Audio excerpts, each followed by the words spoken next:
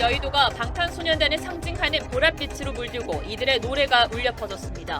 잠시 뒤에는 불꽃놀이로 데뷔 10주년 축제의 대미를 장식하는 데 여의도 한강공원을 연결해봅니다. 전국 13개 지역에 올해 첫 폭염특보가 내려졌습니다. 폭염은 모레까지 이어질 전망입니다.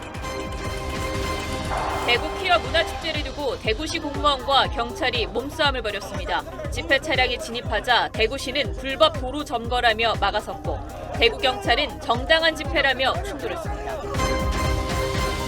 흉부외과 의사가 병원 인근에서 우회전하는 덤프트럭에 치여 숨졌습니다. 병원 10분 거리에 살면서 응급 환자들의 수술을 도맡았던 의료진으로 알려졌는데 의료계에서는 애도의 목소리가 이어지고 있습니다.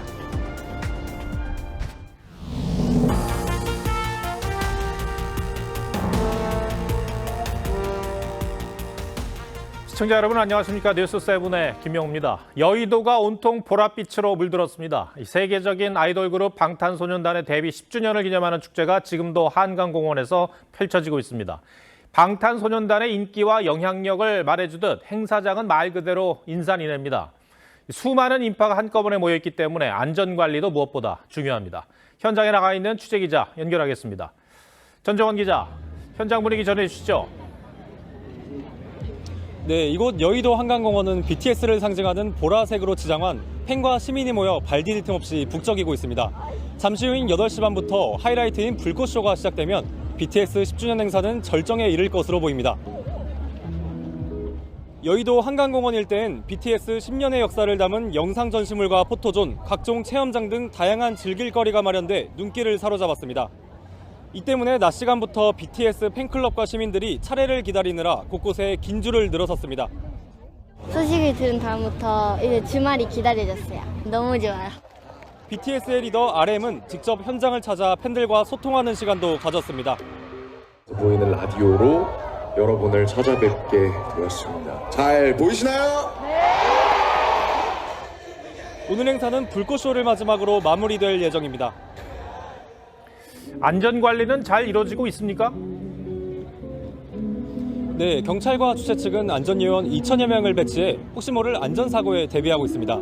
헬로윈 참사 이후 가장 많은 인파가 몰린 행사여서 혹시 모를 안전 유지에 각별히 신경을 쓰는 모습입니다. 행사장 주변 곳곳엔 인파 흐름을 관측하는 접이식 사다리와 카메라가 배치돼 안전 상황을 실시간 모니터링하고 있습니다. 경찰은 혼잡도에 따라 일대 1.5km 구간 교통을 통제하고 경유 노선 버스 23개도 우회시킬 계획입니다. 또 인파가 몰릴 것에 대비해 행사장 주변 13개 지하철 역사에 평소보다 5배 많은 안전요원을 배치하고 지하철 운행 횟수도 늘리기로 했습니다. 특히 지하철 5호선 여의나루역은 혼잡 상황에 따라 무정차 통과하거나 출구가 임시 폐쇄될 수 있으니 참고하셔야겠습니다. 여의도 한강공원에서 TV조선 전정원입니다. 방탄소년단은 대중음악을 하는 인기 아이돌 그룹이란 수식으론 설명이 부족합니다. 이번 10주년 행사를 위해 전 세계 팬들이 한국을 찾았는데 서울과 우리 기업들의 이름을 널리 알리는 기회가 됐습니다. 방탄소년단의 경제적 영향력도 엄청나다는 얘기죠. 이어서 유혜림 기자가 보도합니다. BTS 데뷔 10주년 행사장에 마련된 국내 브랜드 홍보관 앞에 성수기 놀이공원을 연상케 하는 긴 줄이 이어집니다. BTS가 새겨진 부채와 화장품 샘플을 받기 위해서입니다. I will take this product and go to my country and I will show my people and there is a lot of army and they will very very happy. 서울시를 알리는 홍보관에도 아미들이 구름대처럼 몰렸습니다. 제가 서 있는 곳은 행사장 입구에서 500m 이상 떨어져 있는데요. BTS 포토존에서 사진을 찍으려는 팬들이 몰리면서 이렇게 길게 줄이 이어지고 있습니다. 소셜미디어에 서울시를 태그해 사진을 올리면 추첨을 통해 BTS 굿즈를 증정한다는 소식에 많은 팬들이 몰린 겁니다. 행사가 시작된 지 4시간 만에 1000개가 넘는 서울 홍보글이 게시됐습니다. Hour and a half. Now we try to participate in as many BTS activities as possible. So that's why we flew here only for 2 days to come to this. 유통업계에도 활기를 더했습니다. BTS 행사를 연 여의도 백화점은 주말 매출이 200% 이상 올랐고 서울 숙소 검색률도 크게 늘었습니다. 이렇게 BTS가 만들어내는 경제 파급 효과는 연간 5조 원에 달하는 것으로 추산됩니다. 많은 그 글로벌 고객분들이 찾아주셔서 저희 그 브랜드들을 세계에 알리는데 조금 더 도움이 되지 않을까 생각하고 있습니다. 데뷔 10주년을 계기로 우리나라와 기업들을 전 세계에 더욱 알린 BTS. 문화와 경제를 넘나드는 특급 영향력을 다시 한번 입증했습니다. TV조선 유혜림입니다. 보신 것처럼 방탄소년단은 데뷔 10년 만에 아시아를 넘어 전 세계를 움직이는 상징적인 존재로 자리매김했습니다. 한국 가수로서 이들이 세운 기록만 해도 눈이 부실 정도입니다. 도대체 무엇이 전 세계인을 이토록 열광하게 한 것인지 오늘은 박소영 기자가 방탄소년단의 10년에 포커스를 맞췄습니다. 누군가의 대타로라도 무대에 서는 것이 꿈이었던 아이돌이 비틀스를 능가하는 최고의 그룹이 되기까지. BTS의 10년은 피땀 눈물의 연속이었습니다. 2015년 국내 음악방송에서 처음 1위를 차지하며 세상에 자신들의 존재를 알린 이들은 이듬해 대상인 올해의 앨범상을 거머쥔 데 이어 2017년에는 빌보드 탑소셜 아티스트상을 수상해 전 세계를 놀라게 했습니다. 해외 아티스트 분들은 또 어떨까 하고 기대가 되게 많이 됐었는데요. 근데 상까지 수상하게 돼서 굉장히 꿈만 같은. K-팝 최초 빌보드 차트 석권, 아시아 최초 아메리칸 뮤직 어워즈 대상 수상, 그래미 단독 공연까지. BTS는 이후 숱한 최초와 최다 기록을 갈아치우며 한국 대중음악의 역사를 다시 썼습니다. 2018년부터 2021년 사이 세 차례에 걸친 UN 총회 연설은 BTS가 대중문화계를 넘어선 하나의 사회적 현상이자 대체 불가한 시대의 대변자라는 사실을 보여줬습니다. 환경 문제에 진심으로 관심을 가지고 또 전공으로 택해서 공부하는 학생분들이 굉장히 많다는 사실이었습니다. 아무도 겪어보지 않은 미래이고 어떤 방식으로 살아가는 게 맞을지. 한 몸인 듯 완벽한 퍼포먼스와 SNS를 활용한 수평적 소통이 인기의 주요 요인으로 꼽혀왔지만 그 중심엔 늘 음악의 힘이 있었습니다. 코로나19로 힘들었던 시기, BTS는 자신들의 철학을 반영한 노래 가사를 쉽고 대중적인 멜로디에 담아 전 세계인에게 위로와 희망을 선물했습니다. 방시혁 대표가 처음부터 멤버들에게 가사를 쓸 때는 내면의 이야기를 꺼내라고 독려를 했었고요. 그런 덕분에 이 솔직하고 진정성 있는 BTS만이 보여줄 수 있는 정체성을 가진 가사들이 나올 수 있었습니다. 멤버 일부의 군입대로 현재 개별 활동에 집중하고 있는 BTS는 2025년쯤 완전체로 복귀할 것으로 예상됩니다. 이전 10년을 넘어설 BTS의 또 다른 10년에 한국은 물론 세계의 이목이 집중되고 있습니다. 뉴스7 포커스입니다. 다음 소식입니다. 일본 후쿠시마 오염수 방류 문제와 관련해 민주당이 또 거리로 나섰습니다. 오늘은 인천에서 반대 장애 집회를 열었습니다. 국민의힘은 돈봉투 살포 의혹으로 수사를 받고 있는 두 의원의 지역구에서 무슨 염치로 괴담을 퍼뜨리냐고 비판했습니다. 황병준 기자가 취재했습니다. 돈봉투 의혹으로 민주당을 탈당한 이성만 의원의 지역구 인천 부평역 앞 광장에 파란색 풍선을 든 지지자들이 모였습니다. 이재명 대표가 윤석열 정부가 국가의 책무를 포기했다며 인천으로 모여달라고 하자 당 지도부를 비롯한 당원들이 규탄 집회에 나선 겁니다. 후쿠시마 원전 오염수 해양 투기 반대한다! 마이크를 잡은 이 대표는 윤석열 정부가 국민 안전과 민생을 내팽개쳤다며 자신의 사법 리스크와 돈봉투 살포 의혹 수사는 야당 탄압이라고 주장했습니다. 국가 권력이 온통 청정의 제거, 야당 파괴, 그리고 전 정부 헐뜯기에 몰입하고 있습니다. 여당은 윤관석, 이성만 두 의원의 체포동의안 부결을 주도한 민주당을 향해 모렴치한 방탄당이라고 비판했습니다. 돈봉투의 핵심 두 의원 방탄에 앞장선 민주당은 인천 시민들 앞에 설 자격이 있는지부터 되돌아봐야 할 것입니다. 그러면서 일하라고 보내준 국회에서는 돈봉투 돌리고 방탄만 하더니 선전선동의 괴담 정치에는 진심이라고 꼬집었습니다. TV조선 황병준입니다.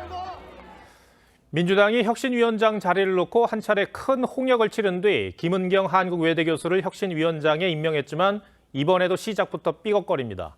김 위원장은 민주당 전당대회 돈봉투 의혹 사건을 두고 검찰에 의해 만들어진 것일 수도 있다는 말을 했죠.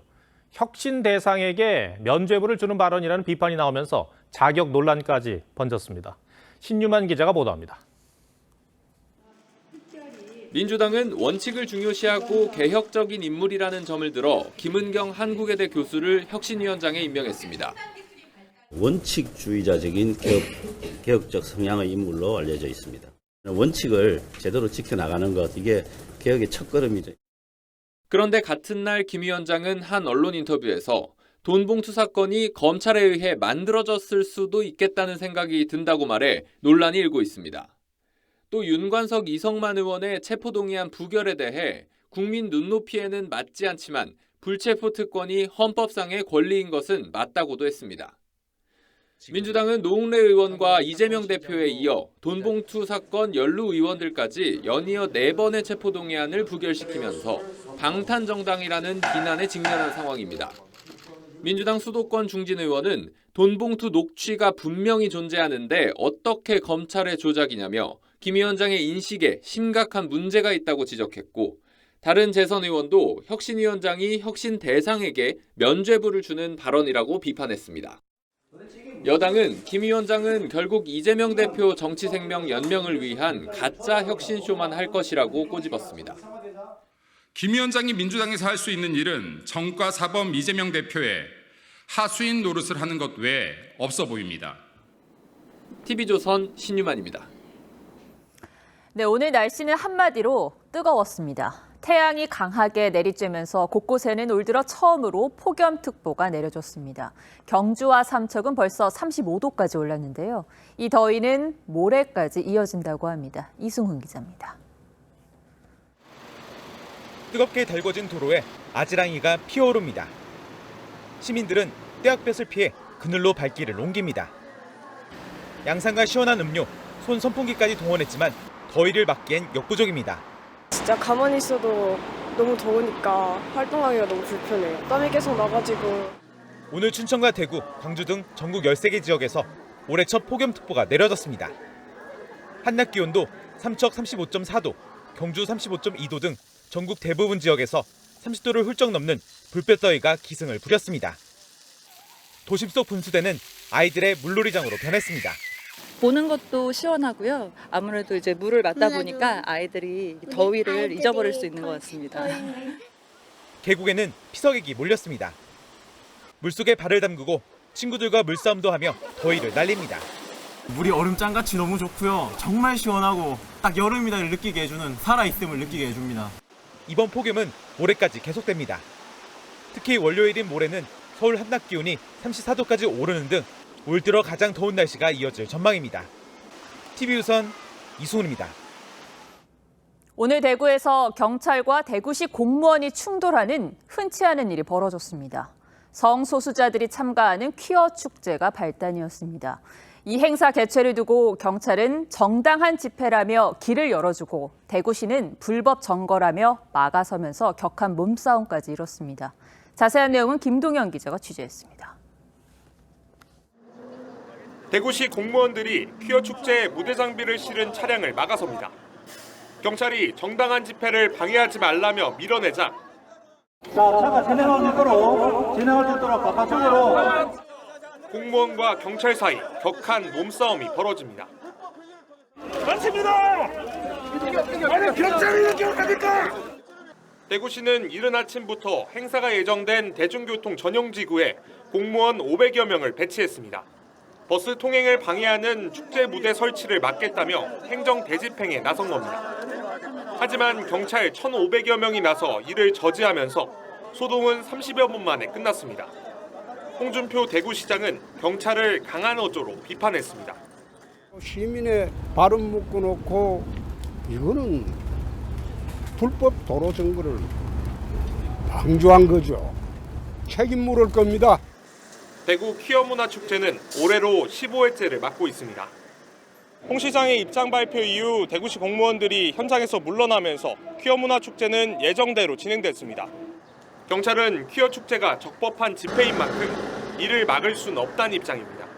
법원이나 판례 등에서는 도로 점거를 불법으로 볼 수 없다고 지금 판단하는 게 일관된 태도거든요. 대구시는 앞으로도 집회 시 있을 불법 도로 점거에 대해서는 강력 대응하겠다는 입장이어서 논란은 계속될 전망입니다. TV조선 김동열입니다. 네, 오늘 참 안타까운 사고 소식이 전해졌습니다. 서울 아산병원 흉부외과 의사가 병원 인근에서 우회전하던 덤프트럭에 치여 숨졌습니다. 병원 가까이에 살면서 밤낮을 가리지 않고 응급 환자 수술에 매진하던 의사였다고 합니다. 훌륭한 성품에 훌륭한 인재를 잃은 의료계는 애도하고 있습니다. 황민지 기자입니다. 차도에 신발 한 짝이 주인을 잃은 채 떨어져 있습니다. 자전거 앞바퀴는 형체를 알아보기 힘들 정도로 부서졌습니다. 어제 낮 1시 20분쯤 서울 풍납동 교차로에서 아산병원 심장혈관 흉부외과 주석준 교수가 횡단보도에서 교통사고를 당했습니다. 주 교수는 자전거를 타고 횡단보도를 건너려다 우회전하는 덤프트럭에 치였습니다. 주 교수는 사고 직후 병원으로 옮겨졌지만 숨졌습니다. 신호 위반의 가해차량 피해차량 그 부분은 조사가 돼야 되는 부분이고, 주 교수는 병원 10분 거리에 살면서 밤낮 없이 응급수술을 도맡았던 의사로 알려졌습니다. 동료 의사들은 훌륭한 의사를 잃었다며 안타까움을 표했습니다. 송석원 이대서울병원 교수는 말로 표현하기 어려운 슬픔으로 가슴이 찢어진다고 애도했고, 노한규 전 대한의사협회 회장도 탁월하고 훌륭한 분이라는 표현으로 부족한 인재의 부재라며 추모했습니다. 경찰은 정확한 사고 원인을 조사해 트럭 운전자 입건 여부 등을 결정할 방침입니다. TV조선 황민지입니다. 테라 루나 폭락 사태의 핵심 인물인 권도영 씨의 범죄인 인도 절차가 시작됐습니다. 저희 취재 결과 이미 지난달에 관련 재판도 시작한 것으로 확인됐습니다. 재판 결과는 빠르면 6개월 안에 나오지만 현지에서 위조 여권을 사용한 혐의로 수사와 재판을 동시에 받고 있어서 한국 송환까지는 시간이 걸릴 전망입니다. 권영석 기자가 보도합니다. 테라루나 폭락 사태 이후 해외로 도주했다. 3월 몬테네그로에서 체포된 권도영 테라폼랩스 대표. 한국 법무부는 권 대표 체포 하루 만에 몬테네그로에 범죄인 인도를 청구했습니다. Ova dva lica od strane Republike Koreje, dok su izručenje do Hyong Kwona zatražili Sjedinjene Američke Države. 몬테네그로 포드고리차 고등법원이 지난달 하순 한국 측 요청에 따른 범죄인 인도 재판을 시작한 것으로 확인됐습니다. 법원은 권 대표와 측근 한모 씨를 불러 신문을 진행한 뒤 두 사람에 대한 구속영장도 발부했습니다. 구속기한이 6개월이어서 이르면 연내 두 사람 인도 여부가 결정될 수 있습니다. 다만 인도 결정이 내려져도 권 대표가 바로 한국으로 보내질 가능성은 낮습니다. 19일 권 대표의 위조 여권 사용 혐의 1심 결론이 나오는데 실형이 선고되면 형기를 마쳐야 송환이 가능하기 때문입니다. 앞서 몬테네그로 법무부 장관도 형기를 복역해야 인도를 요청한 국가로 보낼 수 있다고 못 박았습니다. 권 대표가 현지 정치인에게 불법 정치자금을 제공했다고 폭로한 사건도 현지 검찰이 수사에 착수해 송환의 변수가 될 수 있습니다. TV조선 권영석입니다. 지난해 전국 곳곳이 폭우로 몸살을 앓았습니다. 목숨을 잃는 안타까운 사고도 많았는데요. 특히 서울 강남 일대가 물에 잠겼을 때 길을 지나던 남매가 맨홀에 빠져 숨지는 일도 있었죠. 이 사고를 계기로 맨홀 안에 추락 방지 장치 시설을 설치하기로 한 바 있습니다. 이 시설로 이제는 안전해졌는지 그리고 설치 계획은 얼마나 이행됐는지 고승현 기자가 현장을 돌아봤습니다. 지난해 115년 만에 기록적 폭우가 강타한 서울 강남 일대. 하수도가 넘치면서 약 60kg 맨홀 뚜껑이 날아가고 물이 역류해 도로를 뒤덮었습니다. 이 때문에 50대 여성이 뚜껑 없는 맨홀에 빠졌고 구하려던 동생도 물살에 휩쓸려 모두 목숨을 잃었습니다. 이후 강남 일대 자치구가 침수 피해 지역 맨홀에 추락 방지 시설을 설치했습니다. 맨홀 추락 방지 시설은 이렇게 맨홀 안에 설치된 철망으로 450kg까지 버틸 수 있게 설계돼 제가 이렇게 서 있어도 끄떡없습니다. 하지만 위험 지역 중심으로 우선 설치하다 보니 아직 부족한 실정. 서울시 전체 하수 맨홀 28만 1,500여 개 중 추락 방지 시설이 설치된 건 11,100여 개로 4% 수준입니다. 적다고 판단을 낼 수가 있는데 저지대라든가 과거에 침수가 발생됐던데 하수도가 이렇게 모이는 지역에 역류가 발생될 수 있는 지역 그런 데에는 이거를 이제 설치를 전문가들은 빗물바지가 막히는 등 상황에 따라 어디든 위험할 수 있어 맨홀 안전장치를 더욱 확대해야 한다고 지적합니다. 뚜껑이 열릴 정도 되면 물살이 상당히 세다고 볼 수 있어요. 맨홀 속으로 낮다고 하더라도 사람이 빨려 들어갈 수도 있습니다. 서울시는 6월 말까지 맨홀 6,100여 곳에 추락 방지 시설을 추가할 예정입니다. TV조선 고승현입니다. 네, 앞서 보신 맨홀 추락 방지 시설뿐 아니라 정부는 폭우 피해를 예방하기 위한 여러 대책들을 쏟아냈습니다. 1년이 지난 지금 이 방안들이 잘 준비되고 있는지, 그래서 올해는 폭우 피해를 줄일 수는 있는지 사회부 송민선 기자와 따져보겠습니다. 자, 송 기자, 지난해 서울 강남뿐 아니라 전국 곳곳이 물난리를 겪었었잖아요. 1년이 지났는데 현재 복구는 다 됐다고 봐야 합니까? 네, 전체적으로 아직 복구가 덜 된 곳이 많습니다. 지난해 폭우, 태풍 피해로 이 특별 재난 지역으로 선포된 곳이 모두 15곳이었는데요. 이 중에 복구가 완료된 건 모두 3곳, 서울 지역뿐입니다. 제방이 무너지고 넘쳐서 피해가 컸던 경기도 여주와 포항, 경주 등은 이 제방에 마대나 비닐만 덮어놓는 등 아직도 복구가 더딘 상황입니다. 피해 지역 주민들 얘기 들어보겠습니다. 걱정되는데 이제 예상으로는 7월 달에 비가 너무 많이 오고 입구가 안 된 상태에서 그대로 있거든요. 저건 무용지물이거든요, 사실. 비가 왔을 때 토사가 유실되지 말라고 하는 정도밖에 안. 네, 복구가 덜 된 상태에서 비가 또 많이 오게 될까 걱정이 됩니다. 이제 대책들을 하나씩 살펴보겠습니다. 당시 반지하 주택의 침수 피해가 문제로 떠올랐었죠. 서울시가 반지하 주택을 다 매입을 해서 없애겠다라고 했었는데 어느 정도 진행이 됐습니까? 네, 일단 지난해 폭우로 관악구 반지하 주택 일가족 3명이 숨진 뒤에 서울시가 반지하 주택 매입을 추진을 해왔지만 이건 역시 여전히 진척이 더딘 상황입니다.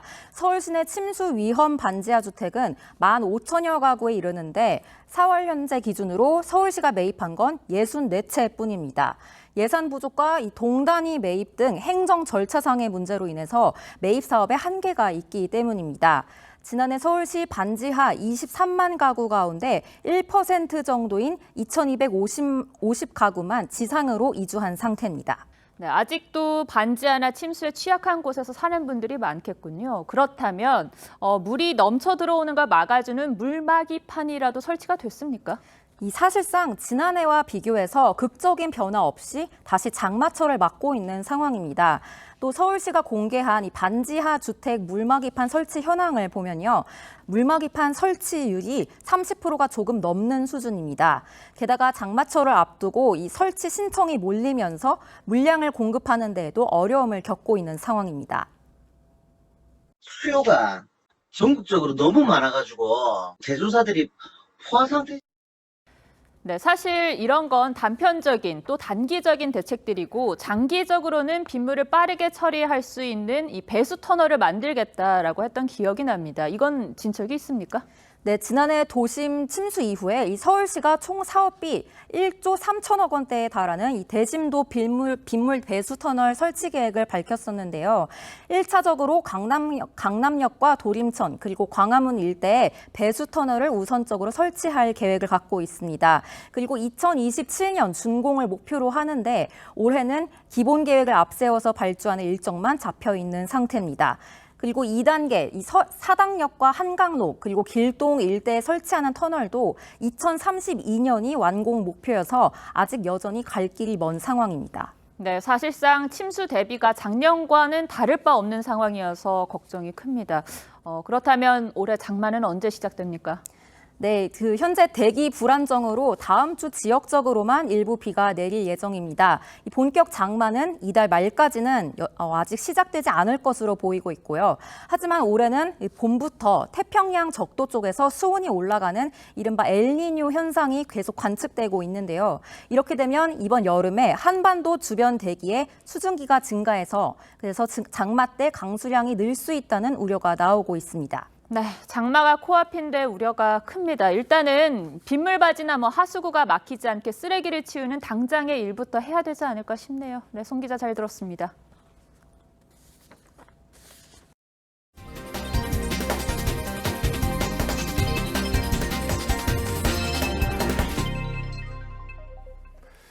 그동안 정부가 물가를 잡기 위해 국제유가 상승에도 유류세를 내리고 부동산 보유세도 크게 낮추다 보니 이 세수 결손액이 걷잡을 수 없이 커졌습니다. 결국 정부는 각종 세제 혜택을 다시 환원시키는 방안을 검토하기 시작했습니다. 배상윤 기자가 보도합니다. 정부는 지난 4월 유류세 인하 조치를 오는 8월까지 연장한다고 밝혔습니다.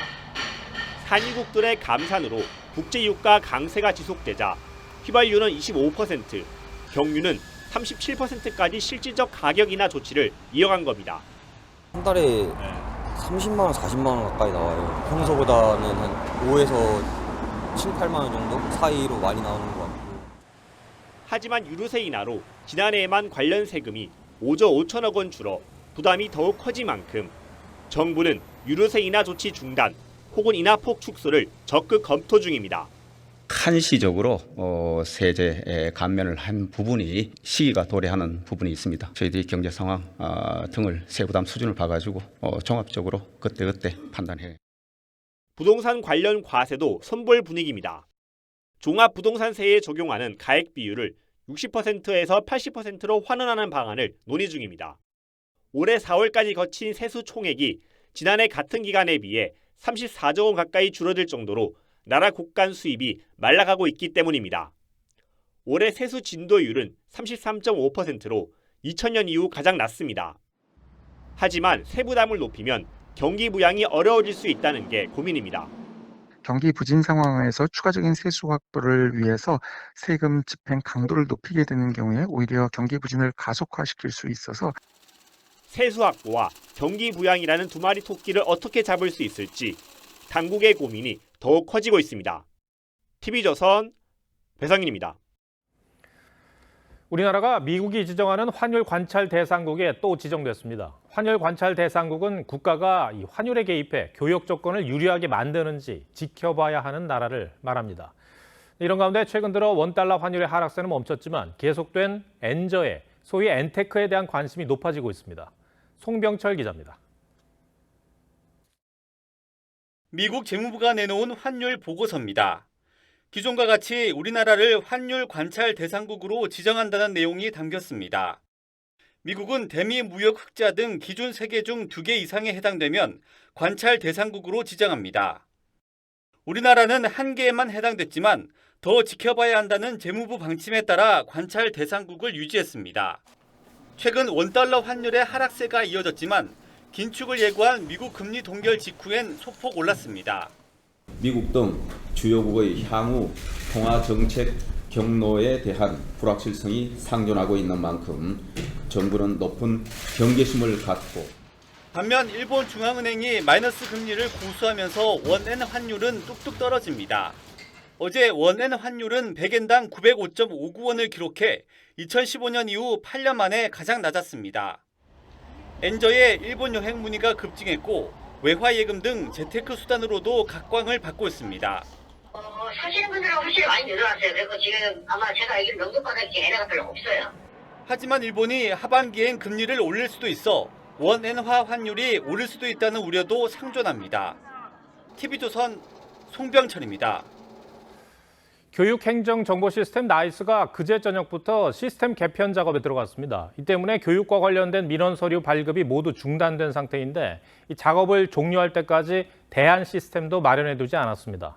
각종 시험과 입학을 앞둔 학생과 학부모가 큰 불편을 겪고 있습니다. 이태희 기자가 취재했습니다.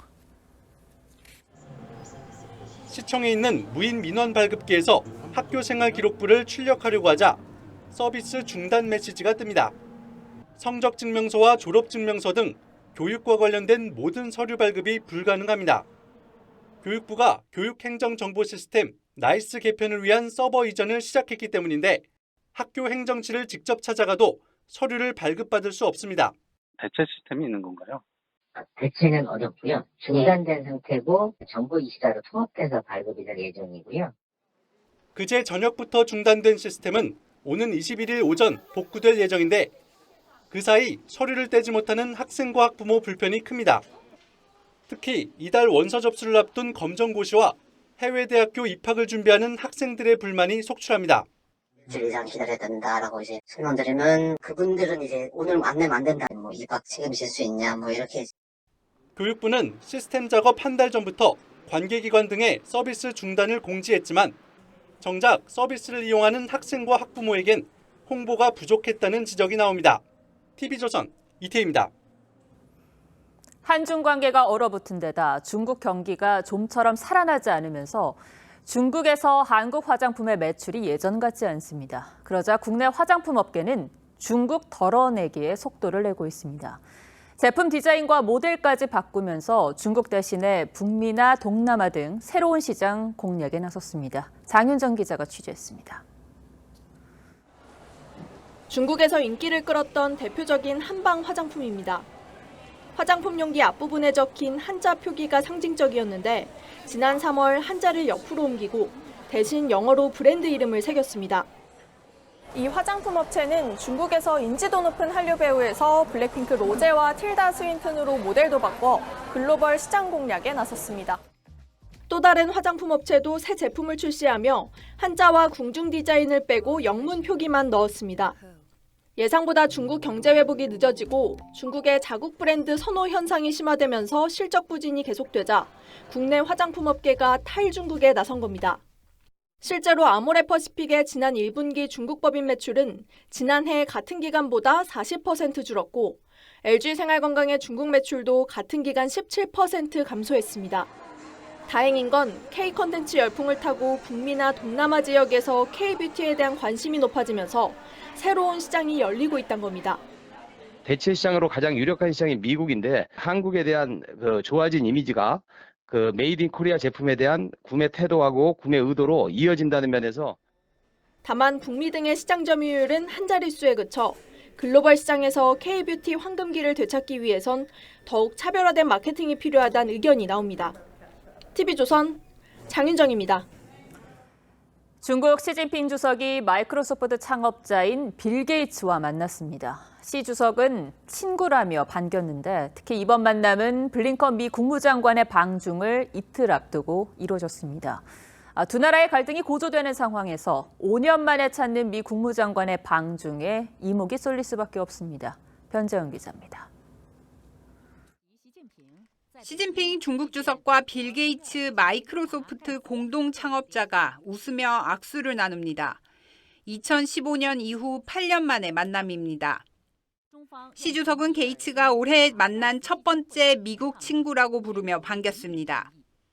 进行各种有利于我们两国人民有利于整个人类的一些活动我们都做这方面的促进者 시 주석이 외국 민간 인사와 독대하는 건 흔치 않은 일로 최근 방중한 테슬라 최고 경영자 일론 머스크와는 만나지 않았습니다. We've always had great conversations and we'll have a lot of important topics to discuss today. 시 주석과 게이츠의 만남은 내일부터 이틀간 이어지는 토니 블링컨 미 국무장관의 방중을 앞두고 이뤄졌습니다. 현지 국무장관으론 5년 만에 중국을 찾는 블링컨은 산적한 문제들에 대해 솔직하게 대화할 것이라고 예고했습니다. To establish open and empowered communications so that our two countries responsibly manage our relationship, including by discussing challenges. 미 언론들은 코로나 이후 위기 관리 차원의 방중이라면서 시 주석과 블링컨의 독대 가능성은 낮다고 전망했습니다. TV조선 변재영입니다. 북한이 어제 김정은 위원장 주재하에 노동당 전원회의 확대회의를 개최했습니다. 6월은 식량이 부족한 북한에게 중요한 농번기 기간인데도 통상 며칠씩 진행되는 전원회의를 연 것은 이례적입니다. 그만큼 올해 북한 식량 사정이 좋지 않다는 해석이 가능한데 실패한 정찰위성 발사 대책도 논의될 것으로 보입니다. 구민성 기자 리포트 전해드리고 뉴스야 이어가겠습니다. 북한은 오늘 노동당 전원회의 확대회의가 김정은 국무위원장이 참석한 가운데 어제 개최됐다고 밝혔습니다. 조선노동당 중앙위원회 제8기 제8차 전원회의 확대회의가 소집됐습니다. 북한의 전원회의는 보통 연말이나 연초에 열리는데 북한 주민들의 식량 확보에 중요한 농번기에 이례적으로 열렸고 또 상반기에 두 번째 전원회의가 개최됐다는 점에서 중대한 발표가 나올 수 있다는 게 전문가들의 전망입니다. 농사 한참절에 전원의 모이라고 한 것은 그만큼 이제 상황이 긴박해서 하고 나서 강수가 안 나오면 그걸 왜 열었느냐 그렇게 또 회의감이 들 수 있습니다. 조선중앙통신은 이번 전원회의에서 변화된 국제정세에 대처한 국가 외교 및 국방 전략에 대한 문제를 토의하게 된다고 밝혔습니다. 이에 따라 국방력 강화 정책을 재확인하는 한편 국제정세를 반영한 대외 정책을 발표할 것으로 관측됩니다. 갈수록 뚜렷해지는 한미일 대 북중러의 신냉전 구도 속에 우리나라나 미국을 향한 대외 메시지가 발표될 가능성도 있습니다. 또 지난달 31일 군사정찰 위성 발사 실패에 대한 문제점을 분석한 뒤 2차 발사에 대한 계획도 공개할 수 있습니다. 아울러 북한이 지난 4월 시험 발사한 대륙간 탄도미사일 화성 18형의 완성과 7차 핵실험 일정이 나올지도 관심사입니다. TV조선 구민성입니다.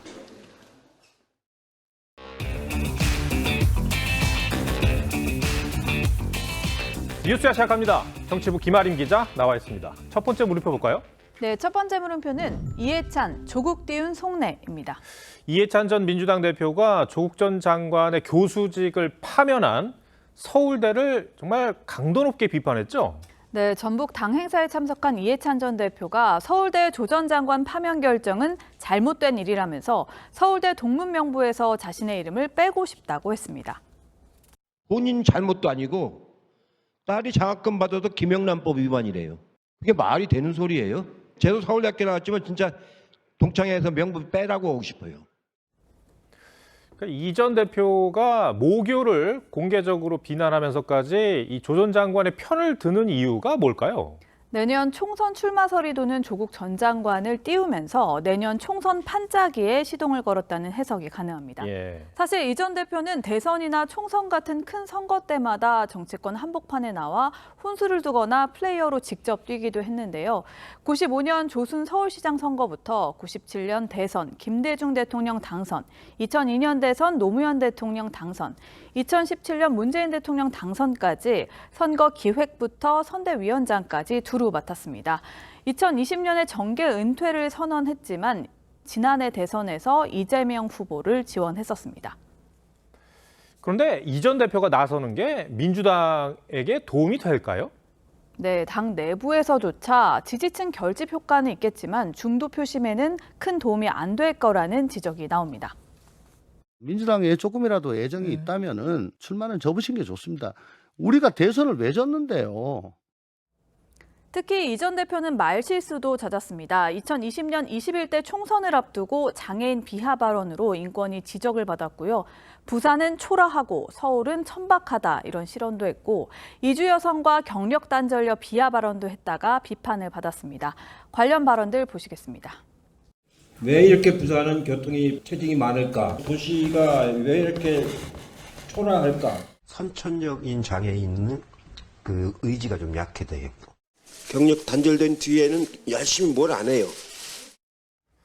이 전 대표가 총선을 의식해서 조 전 장관을 앞세우는 듯한 그런 모습인데 그런데 이제 정치 도의적으로는 비판의 여지가 있지 않습니까? 네, 그렇습니다. 이 전 대표가 조 전 장관이 법무부 장관으로 임명될 당시에 여당 대표였기 때문인데요. 하루가 멀다 하고 조 전 장관 본인과 가족에 대한 의혹이 쏟아져 나왔지만 당시 이 전 대표는 조국 지키기에 앞장섰습니다. 결국 조국 사태는 대선 패배와 지방선거 참패로 이어졌고요. 이 과정에서 이 전 대표의 책임도 상당한데요. 그런 이 전 대표가 조국을 앞세워 총선판을 흔들어 보려는 건 노욕이라는 비판도 나옵니다. 네, 알겠습니다. 첫 번째 물음표 정해볼까요? 네, 첫 번째 물음표 이해찬, 조국 띄운 속내의 느낌표는 확증 편향의 덫으로 하겠습니다. 이 전 대표는 국민의 외면을 받을 때마다 검찰과 언론 탓을 해왔습니다. 단기적 지지층 결집 효과는 있을지 몰라도 듣고 싶은 것만 듣다 보면 들어야 하는 것을 못 듣게 되겠죠. 최근 여론조사에선 국민 절반 가까이가 조 전 장관 출마를 반대했습니다. 본인의 영향력 과시보다는 민심에 귀를 기울이는 게 원로 정치인의 역할이 아닐까 합니다. 두 번째 물음표는 뭡니까? 네, 두 번째 물음표는 황보승의 남자, 공천 로비의 진실입니다. 그러니까 지금 국민의힘 황보승희 의원의 동거남으로 알려져 있죠. 이 부동산 업자 A씨로 이제 칭하겠습니다. 당 지도부에 공천 로비를 했다는 의혹이 불거졌어요.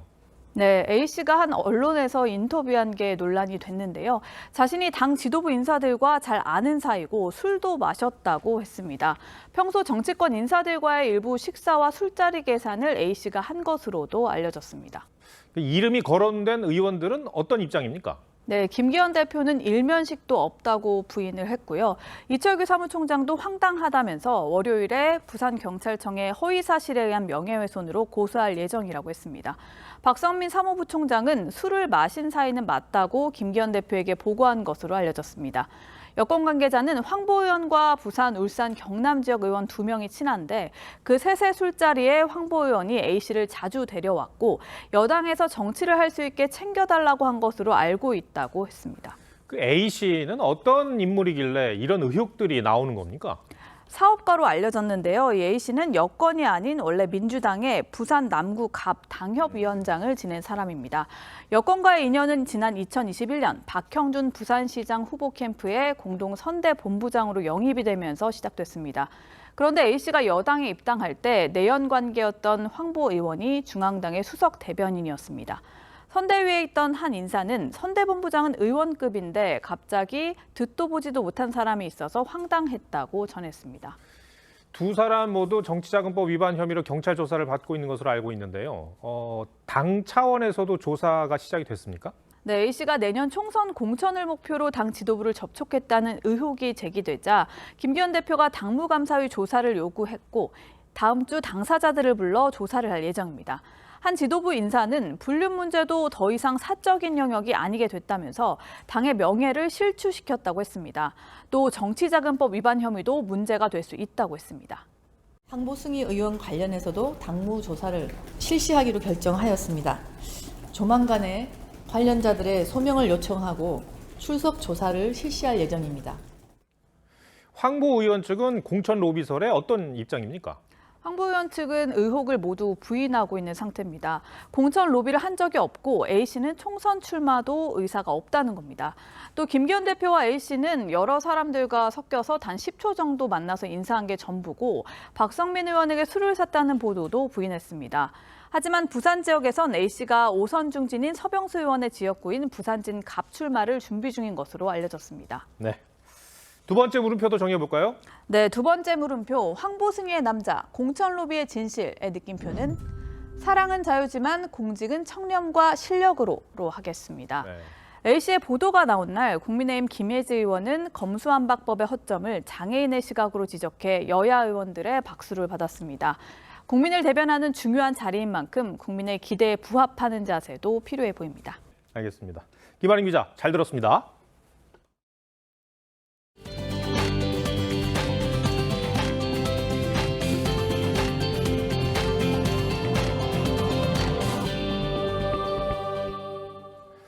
어제 페루와의 A매치에서 가장 빛났던 건 단연 이강인 선수였습니다. 손흥민 선수의 빈자리를 에이스로서 잘 채웠는데 팬 서비스도 에이스다웠다고 합니다. 이다솜 기자가 취재했습니다.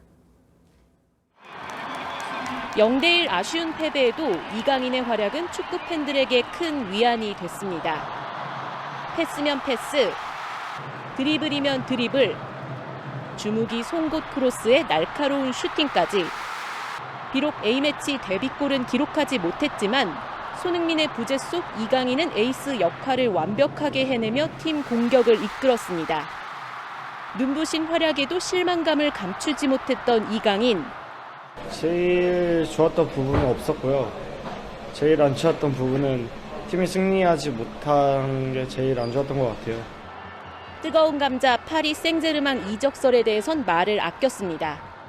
미래에 다 결정되지 않을까요? 제가 지금 해줄 수 있는 말은 아무것도 없습니다. 오늘 300명의 팬들과 함께한 회복 훈련에선 밝은 모습으로 어제 패배의 아쉬움을 달랬습니다. 섭씨 30도에 육박하는 무더위에도 훈련을 지켜보며 기다린 팬들에게 일일이 사인을 해주며 특급 팬 서비스도 뽐냈습니다. 강인해 보이는 약간 멘탈? 그게 너무 약간 본받고 싶을 정도로 멋있는 것 같아요. 네이클로버에도 받았거든요. 이거 부적처럼 약간 지니고 다닐 예정이에요. 팬들과의 만남으로 에너지를 충전한 클린스만 호는 내일 대전에서 다시 소집돼 20일 엘살바도르를 상대로 첫 승에 도전합니다. TV조선 이다솜입니다.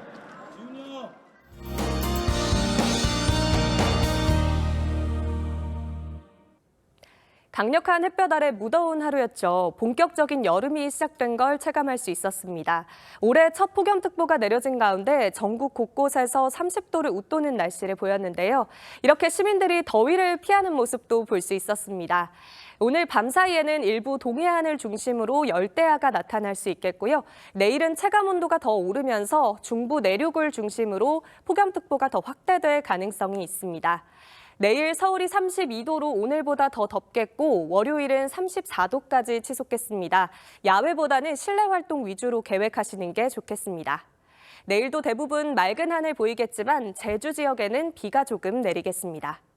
내일 아침 최저기온 살펴보면 서울과 청주가 21도, 전주는 20도로 출발하고요. 낮에는 서울 32도, 안동 33도, 대구는 34도까지 오르겠습니다. 다음 주 화요일에는 남부지방에, 수요일은 전국에 비 소식 들어있고요. 비가 내리면서 더위는 조금 풀리겠습니다. 날씨였습니다. 2월 17일 토요일 뉴스7 마치겠습니다. 함께해 주셔서 고맙습니다.